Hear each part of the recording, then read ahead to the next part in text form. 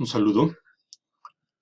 En este pequeño video trataré de explicar algunas claves para pensar filosóficamente la psique humana. Iniciemos este ejercicio. Si nosotros reconocemos que a lo largo de la historia la psique humana ha sido pensada, lo que nosotros tendremos que reconocer es que hay diversidad de problemas respecto de qué sea la psique humana, iniciando por la antigüedad, particularmente la antigüedad griega. Uno de los autores fundamentales para abordar este tema fue Aristóteles, quien desarrolla de manera sistemática el primer tratado sobre el alma. La plantea de tal manera que considera que ésta es fundamental en la sustancia humana. El tránsito que nos llevará de la antigüedad a la Edad Media nos permitirá ver cómo, en general y un poco reduccionistamente, el alma fue pensado como un dato infundado.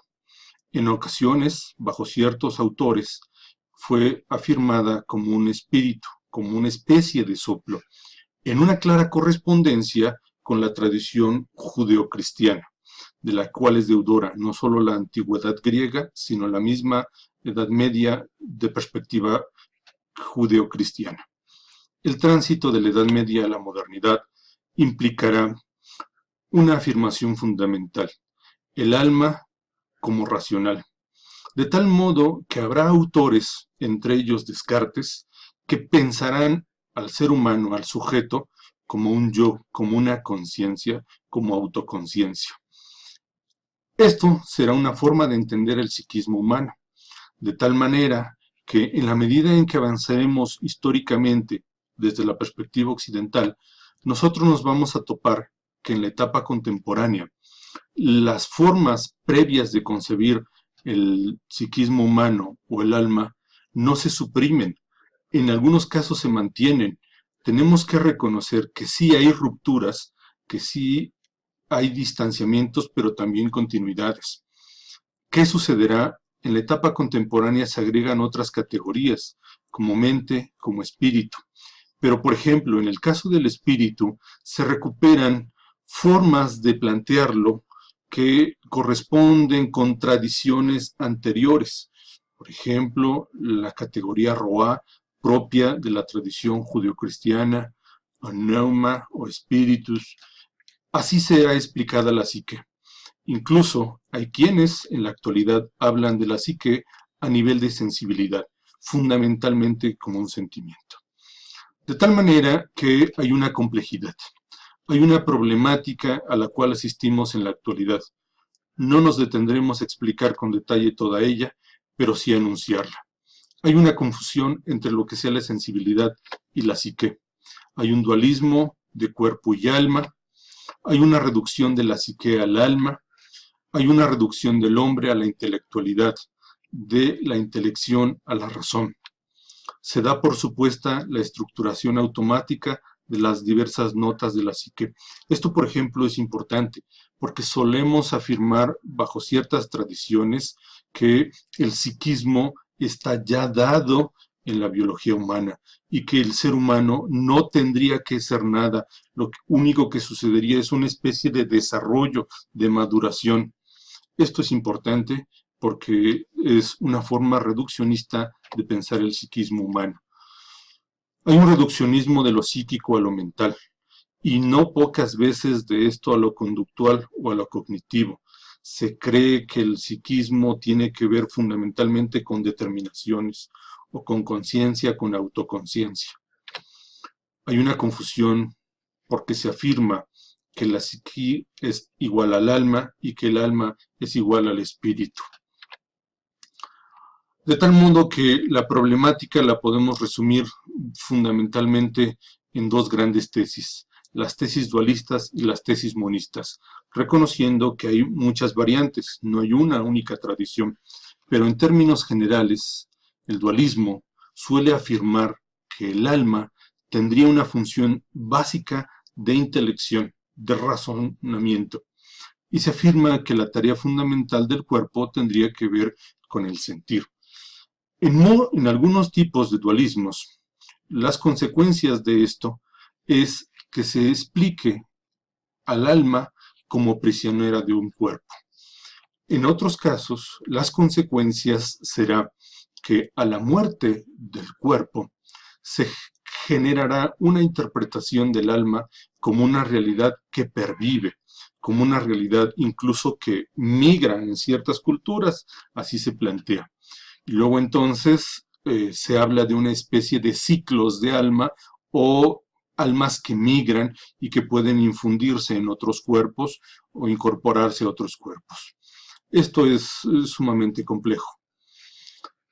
Por otro lado, las tradiciones de tipo monistas, que también hay diversas, en términos muy generales y reduccionistas, lo que suelen afirmar es una unidad de la psique y del cuerpo. Se reconocen como dos subsistemas que se integran.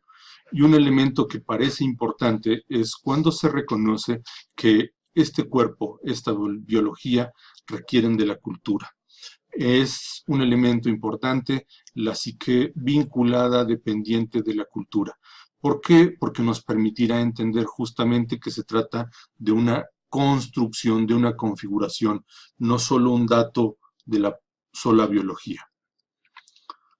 Si nosotros reconocemos que la psique es resultado de un proceso de hominización, a lo largo de una revisión antropológica del ser humano, nosotros podremos reconocer que la hominización lo que nos ofrece es una explicación del ser humano como resultado de una hiperformalización biológica.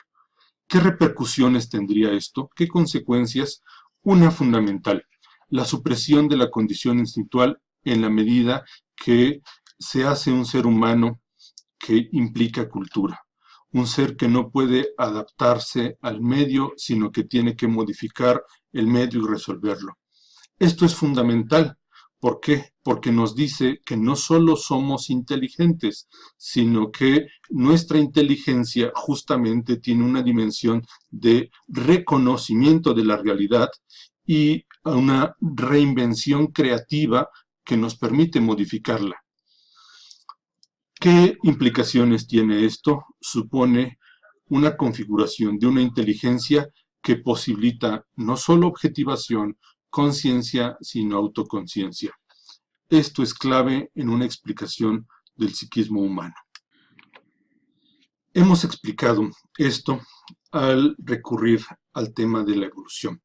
Hemos señalado que la hominización lo que nos ha provocado es justamente el desarrollo de un tipo de sensibilidad sistémica, de una complejización nerviosa que lo que provoca es la configuración del psiquismo humano.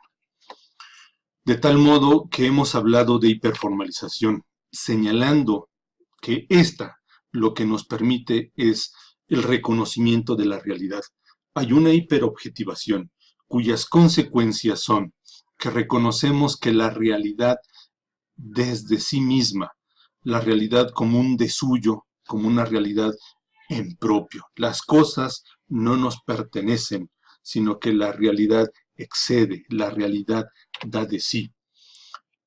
En el hombre, solo en el hombre, se da entonces una total ruptura de signitividad. ¿Qué significa esto? ¿Qué implicaciones tiene esto? Que en el caso de nosotros hay una especie de concienciación ponderativa, donde los objetos como realidad, como lo que son en sí mismos, lo que nos permiten es su reconocimiento, una hiperobjetivación. Expliquémoslo de la siguiente manera.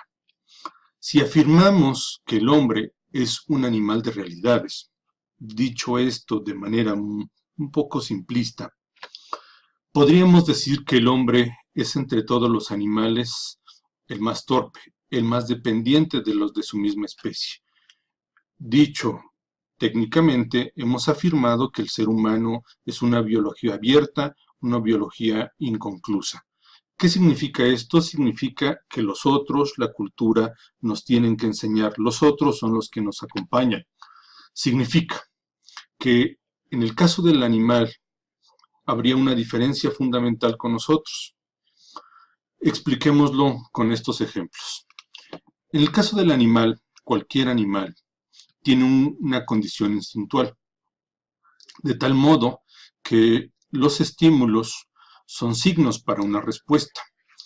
Si un niño avienta una pelota a un perro, lo que se da es un proceso de suscitación, de tal modo que ésta desencadena una acción en el animal.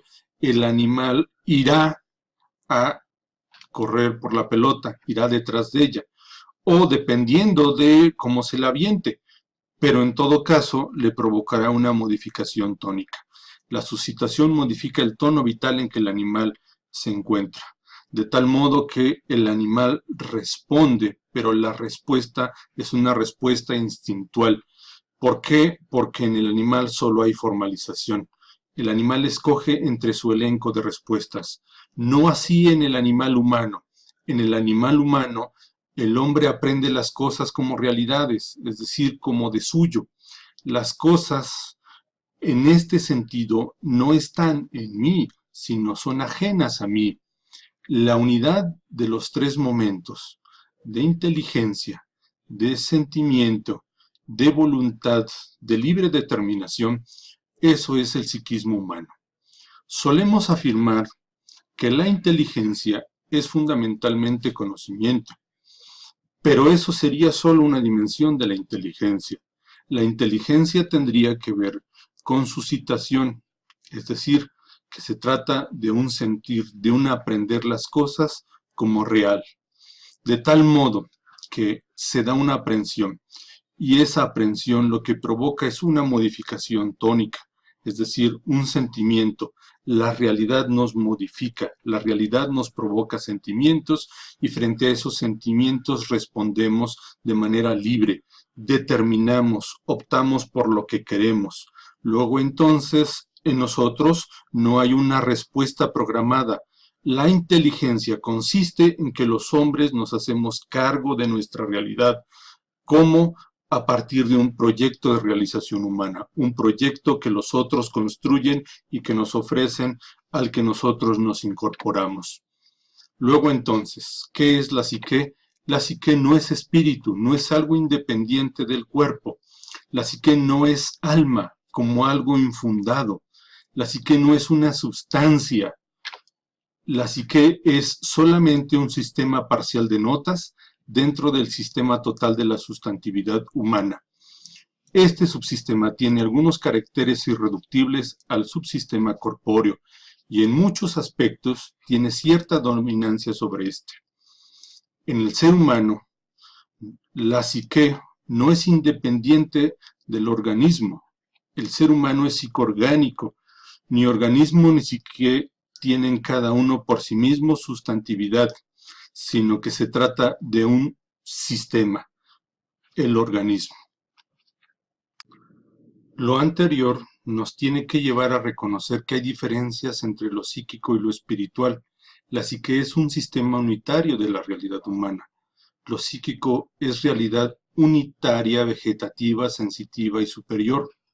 Luego entonces, la psique es la estructura dinámica de la realidad humana. La psique es componente del humano, pero no autosuficiente, sino un sistema. El espíritu, por el contrario, es la manifestación de la realidad unitaria que es el hombre. El espíritu tiene que ver con conciencia, con determinación de fines, con comprensión, con definición de sentido. El espíritu es la libertad, es la autodeterminación, la autoposesión, la trascendencia con la que nos paramos y decidimos proyectar nuestra vida. Lo mental, entonces, esta es una tesis moderna con la que no tendríamos que confundirnos. ¿Por qué?